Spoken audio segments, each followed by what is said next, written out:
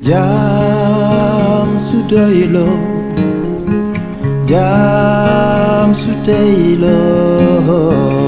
Prince Art présente Tafa Diaraby, un véritable artiste avec une dimension internationale. Tafa Diaraby sort enfin son album le 24 novembre, un album intitulé Jah Rahma. Le temps qui lasse, les leurs qui s'y affilent, les gammes si froides aussi. Mais attention, boole kook un événement le jour de la sortie de son album. biir COP 21, entrée 10 000 plus clé USB nga jënd sa album ba pare assister un spectacle de Tafa Diaraby en exclu. Alors réservez dès maintenant au 77 428 15 09 ou au 77 182 20 82. Venez découvrir l'originalité de Tafa Diaraby. Album bi ñëpp doon xaar enfin sera disponible le 24 novembre.